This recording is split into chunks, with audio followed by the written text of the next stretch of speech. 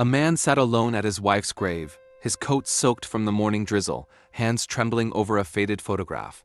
It had been a year since cancer took her, and still, the world felt hollow. Every Tuesday at 9 a.m., he came here, same bench, same silence, same unbearable weight in his chest. But today, something shifted in the corner of his eye. Josh was 74, retired postman, father of two who had moved away, and widower to Ellen, his high school sweetheart. The house they once shared now echoed with absence. No laughter, no humming from the kitchen, no warmth in the hallway. He filled his days with crossword puzzles and the slow ritual of making tea for one. Tuesdays were the only day that had meaning because they still belonged to her. As he wiped his eyes, a faint rustling came from behind the gravestone. He looked up, expecting a squirrel or maybe the wind catching leaves. Instead, a small, scruffy cat emerged, skinny, wet, and limping. It stopped a few feet away, watching him as if it too had lost something. Josh blinked, unsure if he was imagining it. The cat didn't move closer, nor did it run. It simply sat, eyes locked on his. For minutes, man and animal stared at each other, connected by some quiet understanding. Then, the cat lowered itself slowly beside the grave, curling into a shivering ball. He looked around, half expecting someone to call for the cat, but the cemetery was empty as always. This wasn't a place for the living, yet here this creature was fragile, breathing, and stubbornly present. Something about its stillness mirrored his own, as if grief had shape and fur. Josh felt a pang he hadn't expected, an ache that had nothing to do with Ellen. This cat, clearly abandoned or lost, chose her grave to rest. It felt too precise, too symbolic to ignore. He didn't reach out, didn't speak, just let the moment settle into his bones. The drizzle became a steady rain, but neither of them moved. Josh, soaked to the skin, suddenly didn't care. The cat trembled but didn't flee, as if it trusted this broken man more than the world outside. That silent trust pierced something deep inside him. For the first time in months, he whispered a word. "Cold, huh?" he said to the cat, his voice cracking from disuse. The cat flicked its ear but didn't lift its head. Josh felt ridiculous, but not alone. He reached into his coat pocket and pulled out a half sandwich he always packed, even though he never ate. He tore off a piece and laid it on the stone. The cat sniffed it, nudged it gently, and then began to eat slowly, cautiously. Josh watched in wonder. As his fingers brushed against fur, it was coarse, matted, and warm. Something about that warmth shattered his usual numbness. A low rumble of thunder echoed above, and the cemetery darkened. Josh stood slowly, joints stiff, and looked down at the cat now nestled against the grave. He hesitated at first, then bent down with effort and whispered, "Let's get out of this rain." The cat didn't move, but its eyes followed him, waiting. He took a step toward the path, then paused. He had a choice to make, one that didn't involve loss or mourning. For the first time in a long while, something was asking him to care again. Behind him, the cat let out a soft, hoarse meow, barely a sound, but enough to pull him back. Josh knelt back down, his knees groaning in protest, and slid off his jacket. Carefully, he draped it over the shivering cat like a blanket, unsure if it would stay or bolt. To his surprise, the cat let out a long sigh, its bony body relaxing into the warmth. In that moment, something shifted inside him, something small, but alive. He looked around again, still no one. The cemetery remained silent, except for the soft rhythm of rain on stone. Josh wasn't sure what he was doing.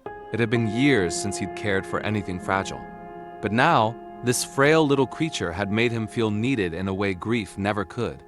The cat was in bad shape, he could see that now. One ear was torn, likely from a fight, and its left leg trembled every few seconds. Its ribs pressed sharply against the skin, and its breathing was thin, uneven. Josh couldn't tell how long it had been out here, but something told him, too long. He remembered Ellen's voice, warm and calm, saying, "Everything lost is looking for home." She used to feed strays in their backyard, wrapping leftovers in foil, even when money was tight. He used to roll his eyes, but now, that memory cut deep, like an echo, returning to him after too long. As he stood again, the cat finally stirred, attempting to follow but limping badly. Its back leg collapsed halfway up the path, and it let out a sharp, broken cry. Josh's heart clenched. He couldn't leave it. Not like this. He took a slow step back toward it, unsure what the right move was. Scooping the cat up felt like cradling a question he wasn't ready to answer. Its body was so light it barely seemed real. But it didn't struggle, it simply rested against his chest, as if it had been waiting for arms to hold it. Rain soaked them both, but Josh didn't feel cold anymore. Walking back to the car, jacket wrapped tight around the cat, Josh felt exposed, as if someone might accuse him of losing his mind. What was he doing? Bringing a stray into his home, into the house Ellen had made sacred? The thought made him hesitate at the gate. He stood there in the rain, heart pounding. He could still turn back, drop the cat off at a shelter, wash his hands of it, go back to his quiet, careful life. But when he looked down, he saw those tired yellow eyes, wide and waiting, and he realized he wasn't just carrying a cat. He was carrying a reason. Josh opened the passenger door and placed the cat gently on a folded blanket he kept for groceries. The cat curled into a ball without hesitation. He stood for a moment, soaking wet, staring through the windshield like someone about to make a dangerous turn. And then he whispered, "Let's go home." As he pulled away from the cemetery, something in the rearview mirror caught his eye, the gravestone growing smaller behind them. He gripped the wheel tighter. Leaving Ellen behind had always felt impossible. But today, for reasons he couldn't explain, it felt like she was riding with him. Josh's house hadn't changed since Ellen passed her, shoes still by the door, her favorite mug untouched in the cabinet. As he stepped inside carrying the cat, the silence felt less suffocating, more like a welcome. He laid the animal gently on a towel near the heater, heart pounding with nerves. The cat didn't move much, just blinked slowly, as if unsure it was real. He didn't sleep that night. Every hour he checked the cat's breathing, offered water, whispered unsure words into the dark. At dawn, he wrapped the cat in a blanket and drove to the town's only vet. The nurse raised an eyebrow, but softened when Josh explained, "Found her at my wife's grave." Her expression changed from suspicion to understanding. The vet confirmed what Josh feared: malnourished, dehydrated, infected leg, and severe exhaustion. "She wouldn't have lasted another night," he said. Josh nodded, numb. He paid the bill with shaking hands, watching as the cat was gently cleaned and bandaged. They gave her a name for the file. "Willow, back home." Josh made space. He cleared a drawer for cat supplies, rearranged the living room for easier access, even unearthed an old fleece blanket Ellen used during chemo. Willow took to it immediately. Watching her sleep on it was like watching grief being rewritten one breath at a time. Neighbors began to notice. Mrs. Lang from across the street waved for the first time in months. "New friend?" she asked. Nodding at the window where Willow sat, Josh nodded back, surprised by how natural it felt. He hadn't spoken to anyone outside a cashier in nearly a year. His daughter called that Sunday. "Dad, someone said they saw you with a cat?" Her voice was playful, curious. He hesitated, then smiled. "She kind of found me." For the first time, the call didn't end with silence, it ended with a promise. "We'll come visit next weekend." Each day, Willow grew stronger. Her limp softened into a gentle sway, and her coat began to shine again. Josh started talking aloud around the house, reading the paper, telling stories, even singing under his breath while making breakfast. Willow always followed the sound of his voice. There were setbacks. Willow got scared during a thunderstorm and hid for hours under the couch. Josh, panicked, lay on the floor beside her whispering until she emerged. Another day, she knocked over Ellen's favorite vase. He froze but then surprised himself by laughing. "She would have liked you," he whispered. One morning, Josh woke to find Willow curled on his chest, purring softly. His hand moved to her back without thinking. That simple touch felt like the first honest breath he'd taken in months. He looked at the calendar, exactly 1 year since Ellen's funeral. And somehow, the house didn't feel like a tomb anymore. Later that afternoon, while watching the rain from the porch, Josh reached into his pocket and pulled out the photograph he always carried. He placed it beside Willow, now snoozing in a basket. "You brought her to me, didn't you?" he whispered to the sky. For the first time he didn't cry, he smiled. The days took on a quiet rhythm, feeding, brushing, slow walks through the backyard where Ellen's roses still bloomed.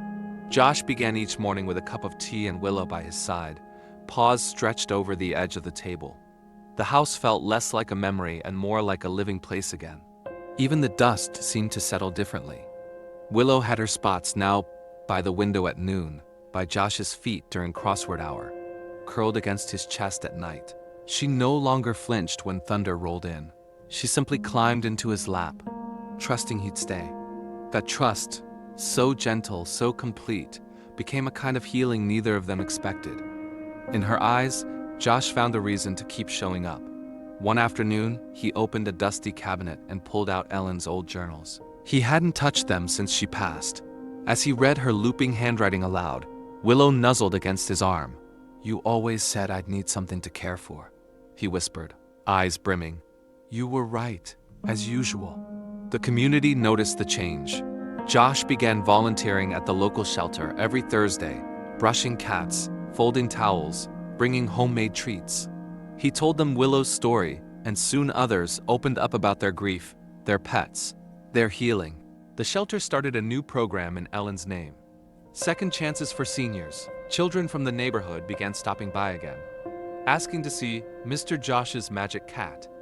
He'd chuckle and invite them to sit quietly, watch Willow do her one-ear tilt. For the first time in years, laughter echoed through his walls. He wasn't just surviving anymore, he was part of something again. Every year on the anniversary of Ellen's passing, Josh and Willow returned to the cemetery. He brought flowers. She brought presents. They sat beside the gravestone, now clean and cared for, as Josh told stories aloud.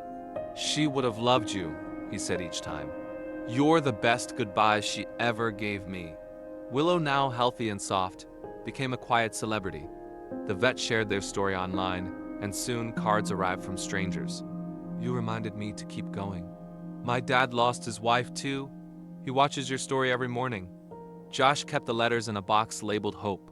He started writing again, short notes, memories, reflections, all with Willow curled beside him.